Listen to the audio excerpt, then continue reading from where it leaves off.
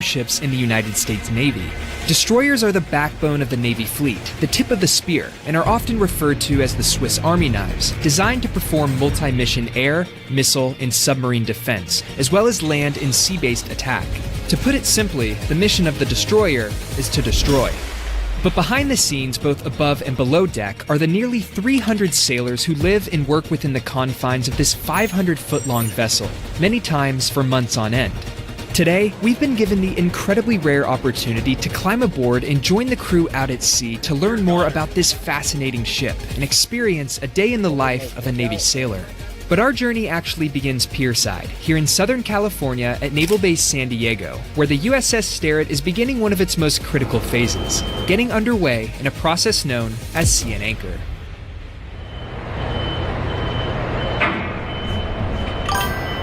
Everyone on board has a specific role to play. In the end, what we talk about here on Sterett is that everyone's a warrior. So it doesn't matter what you do, whether you're a culinary specialist, a yeoman doing admin type things, or if you're an FCA, fire control Aegis technician. Everyone here has a specific role to play because we can't operate the ship without every sailor that we have on board. Stand by your load! Sea and Anchor is the process of getting the ship out to sea. The sea part of the Sea and Anchor detail is ensuring that we have line handlers on station ready to take in all lines and to be prepared to bring the tugs alongside. The anchor detail, those are the detail that are ready to let go the anchor in case of an emergency. It requires a little more watchstanders up here in the bridge, but it also requires the whole ship to be involved to ensure that we can safely get the ship off the pier and transit through wherever it is that we need to. So right now you see these security boats right here. They're making preparations right now to actually open up the security barrier. They're gonna bring in the tugboats. The tugboats are gonna come alongside. They're gonna make themselves up right here and one back aft. And then all line handlers are gonna take in their lines. The tugboats are gonna pull us away from the pier, out of the security barrier and underneath the Coronado Bridge. So that's the process of Sea and Anchor right now. It's something you don't think about, right? Like, you just don't hop in the ship and go. Like, you might take your own boat, right? It's a big deal. There's a lot going on, and just seeing the entire crew, everyone's like on alert to get this process underway. Nothing like just jumping in your car and going on the road. It's a huge evolution. It takes about a week's worth of coordination to get the ship out to sea. So a week just to leave? For a routine underway, absolutely. We are prepared to get the ship underway within 24 hours if necessary, though.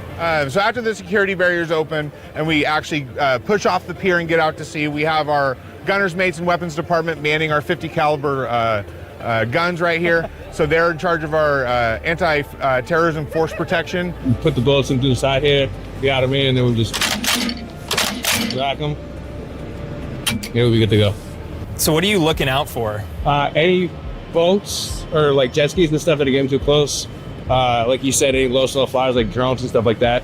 And it's not so much that we have to like shoot at them, it's just calm out over the radio to a guy on the bridge. So we let him see, he's got better eyes up there so he can tell us what to do. And the security boats, are you like in comms with them down there too? Nah, but they're in comms with the bridge. Okay. So and they tell talk to you. each other. And you're manning this not at sea, but just in and out of port, is that the times? Yeah, pulling into high traffic areas.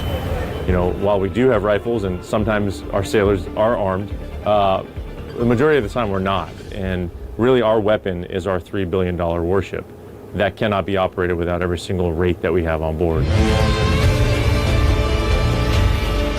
Knowing that I'm in charge of 300 plus sailors, it's an unbelievable responsibility, but it's a privilege and an honor. I get to come to work every day and sail with the very best our nation has to offer, and I truly believe that.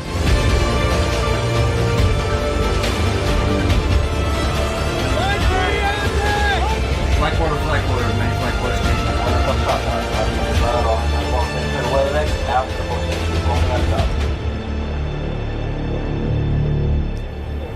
So there you have it. We are officially underway on the USS Sterett, my first time ever navigating out to sea on a Navy ship. I'm excited. Now that the ship is officially underway, the crew has spread out to resume their normal duties, and that can be just about anything. From manning the combat systems to monitoring communications, there's electricians, technicians, medical specialists, chefs, and so much more. There really is a position for everyone, and every sailor is important. However, one of the most vital roles starts at the top, and I mean at the very top. Through the doors overlooking the bow of the ship sits the pilot house, or the bridge, where a team of sailors are tasked with steering, operating, and navigating the 500-foot-long destroyer. Welcome to the pilot house. As you can see, we have our full bridge watch team up here.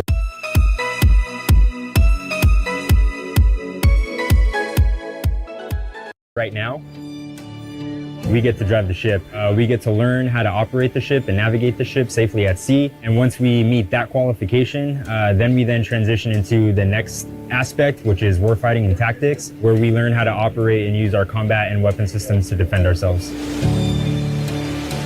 I'm going to touch on some critical watch standards that we have. The first is the conning officer. So his primary responsibility is driving the ship. So he's going to be the forwardmost lookout and essentially the best lookout that we have on board.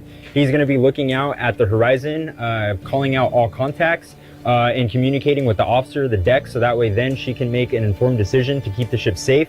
But what's key here is the communication between the conning officer and the helmsman. So this is our steering control unit here that both controls our rudders and our engines as well, so our propulsion through the water. We do have a pretty advanced system that does have the feature for automation, but we don't typically use that on board. And we kind of stick with the tried and true tradition of the conning officer communicating straight to the helmsman to be able to change orders or change speeds. So that's really interesting. So you mentioned the conning officer is driving the ship, but really he's just communicating to the helmsman who's physically making the input controls to turn the ship. That's really cool. Yeah. So it's a pretty unique dynamic between these two. And so as stated for the Sea and Anchor Evolution, we'll typically have our master helm up on the bridge, and they are essentially most experienced best driver. So that way we have the best person driving the ship for those evolutions. Being able to drive the ship is pretty awesome and special. I mean, we get to drive a billion-dollar warship. It's not that often that, you know, you get to do that. But also we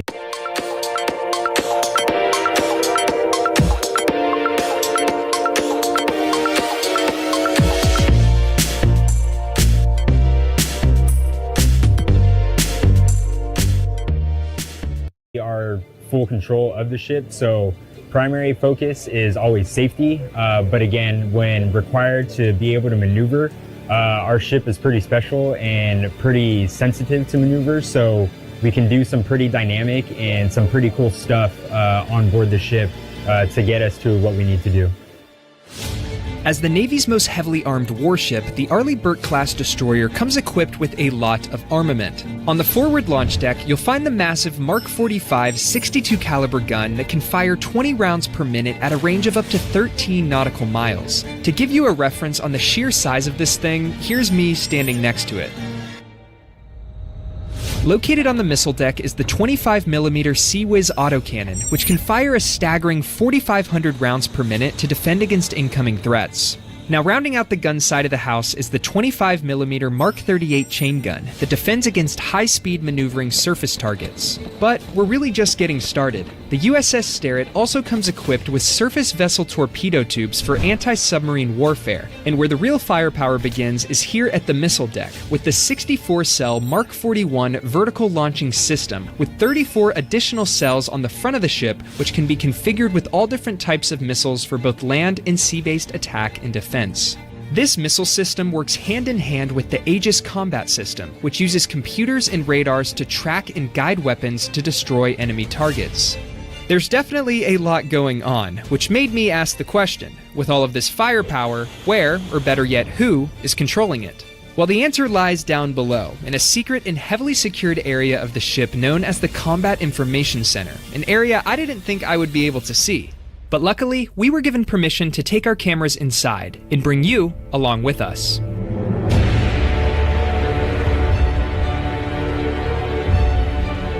We're just a ship. This makes us a warship.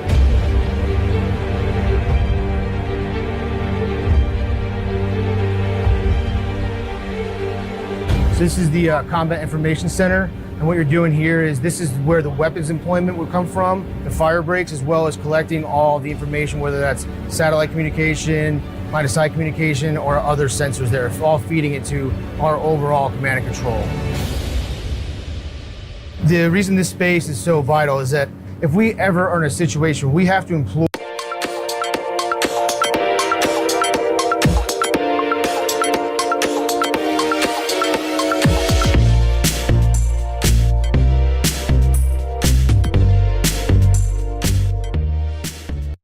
our weapons on board, not only is that target recognized down here, but that weapon that's picked is recognized down here, and the final fire break and the key is held here. Without the watchstanders down here, that weapon will not leave the ship.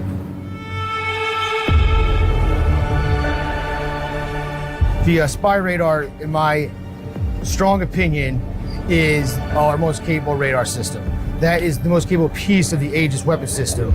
It's a 3D phased array radar, primarily for air defense. It is what separates the United States Navy from all the other countries. Our ability to see out to the distance it allows gives us the most situational awareness and beyond an ample amount of time to make decisions.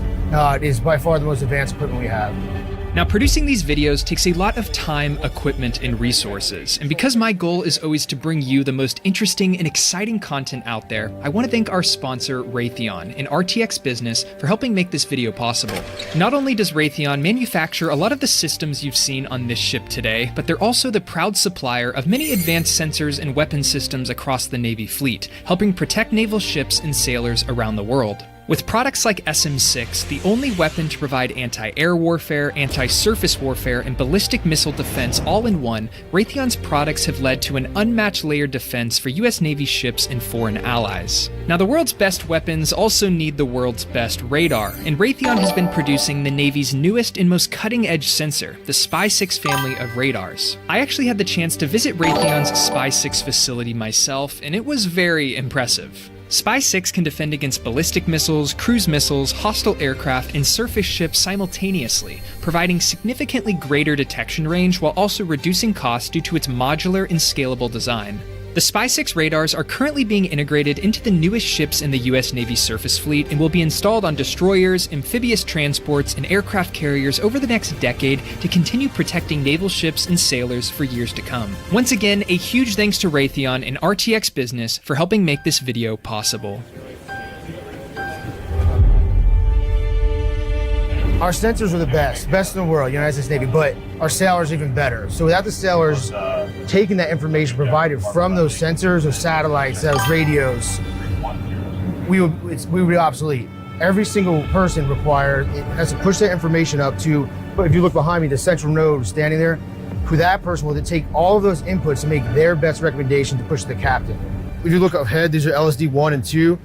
These are all different types of contacts. You'll see the symbology showing that it's an air contact, surface contact. You won't see a subsurface contact here, but you can get the information from sonar that push up. We take this and you can see here, like we are listening to everything, whether it's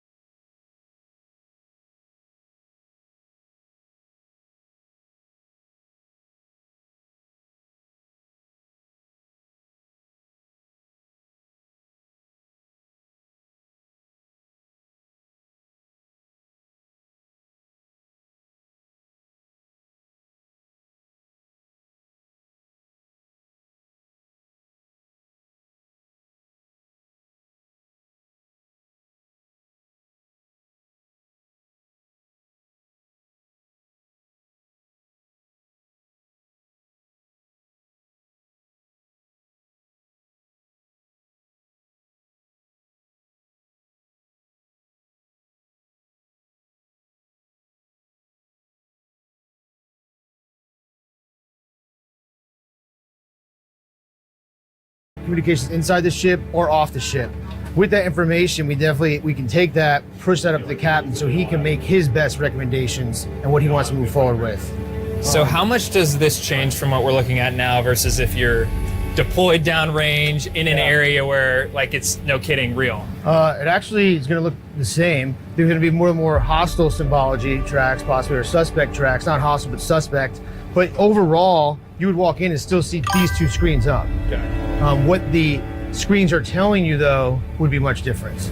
And all the weapons right on this ship, I mean, they're controlled from here, right? So in here is how we are able to manage those leaving, off, like those exiting the ship.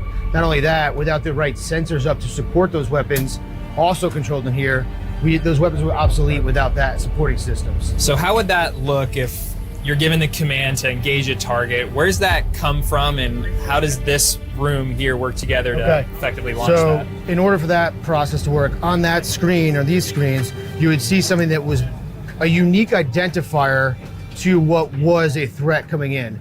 Maybe it's fast. What actually works? I want to understand the choices I'm making. Now I know. Thorn. Or maybe it's lower, maybe it's showing the altitude. You pull the other watchstanders on their on what their capabilities on their console are to give you that amplifying information to tell you, hey, that signature is different than just a regular flying air contact. So not only do you have to make that visual inquiry, but then you have to go beyond just the aesthetics of what that looks like and get that supporting cast information flow up. So the lighting here, I mean, it's like straight out of what you think it would look like in a destroyer. Right. Is there a reason for it? Or? Yeah, because it's you have to be so visually keen in the ability to recognize your screens, right? So the lighting is to help gear your eyes to see what is pronounced on your displays.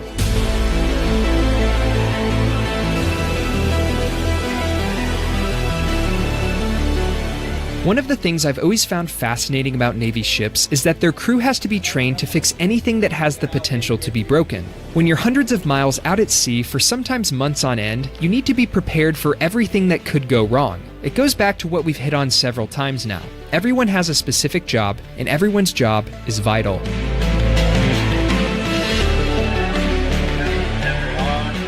We make the ship go, and we keep the ship in the fight because we're in charge of the generators, propulsion. So if the ship can't maneuver, if we can't generate the electricity to power a lot of the equipment, all of the equipment on board the ship, we can't stay in the fight. So as engineers, we all come together to make sure that the ship stays in the fight.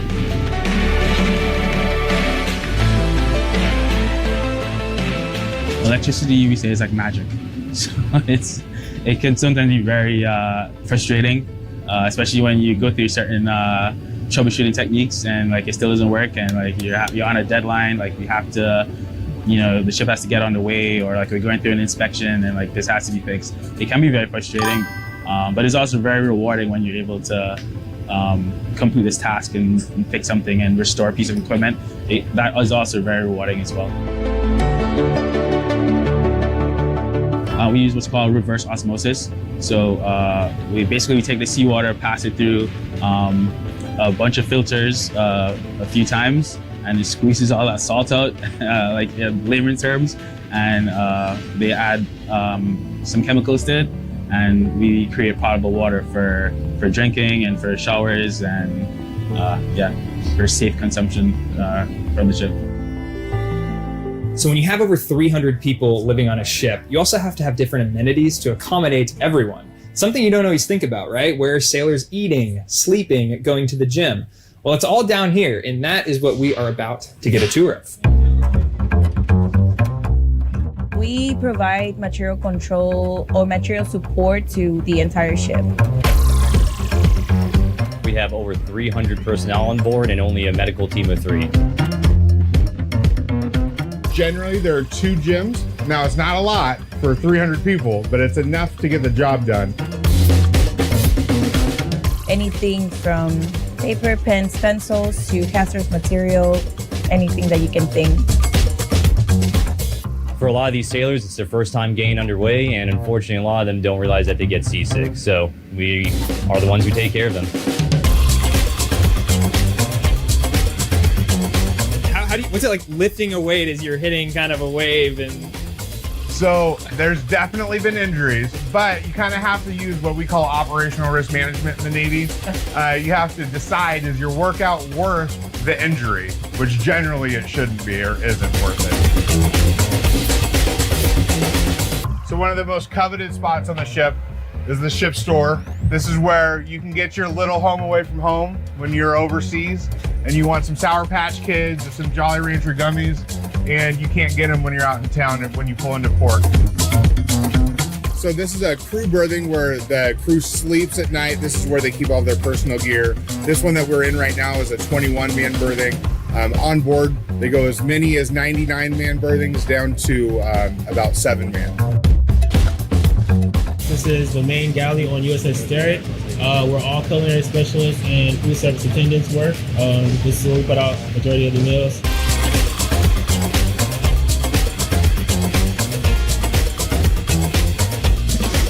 so on the menu today, we got chicken tendies, one of my all-time favorites. Potato wedges, spinach, and a little veggie blend. Should be good. Let's do it.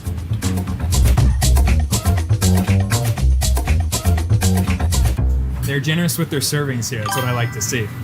Now, even though this is a destroyer and not an aircraft carrier, that doesn't mean there aren't flight operations going on. The USS Sterett is equipped with a flight deck and a hangar on the stern of the ship that can accommodate 2 MH-60 helicopters. Similar to traditional carrier operations, manning the flight deck takes a dedicated crew who ensures everything is operating smoothly when an aircraft arrives. Flight deck's actually one of the really small things that we do on board. It's actually a group of a lot of different jobs. This is kind of just a collateral job for us where we all have to come together. And you'll see the landing signalman enlisted actually guiding in the helicopter with hand signals, telling them which direction they need to move, up, down, left, right, and when they're okay to land. The stakes are definitely higher with how small our flight deck is. It's probably one of the smallest flight decks we have in the Navy. So we definitely have to keep our heads on a swivel and make sure that we're following all of our safety procedures, looking out for each other, making sure no one gets hurt. Right now, the crew is preparing for green deck operations, which is where the flight crew gets ready to accommodate an incoming aircraft. Now, as much as I've enjoyed my time out here, we're about to have an MH-60 Sierra come and land to pick us up to be our ride out. It's gonna be an awesome view from the air of the ship here out in the sea. This is gonna be sweet.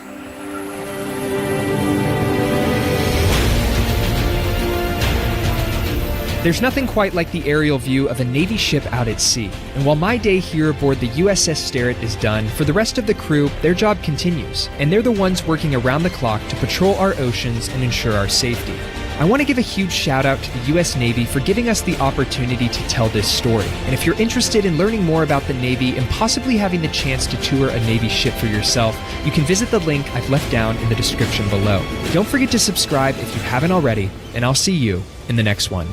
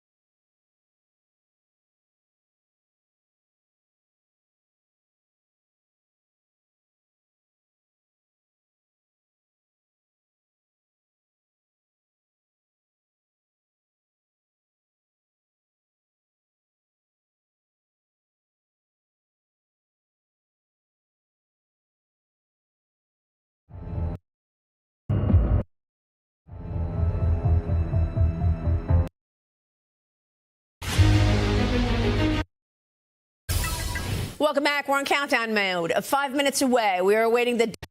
Now to the move this morning to shut down the airspace around El Paso, Texas for 10 days straight. So many questions. Were there security concerns? What was this? And then that shutdown was lifted just hours later. What sources are now telling ABC News tonight, and here's Gio Benitez. Tonight, sources tell ABC News that the sudden shutdown of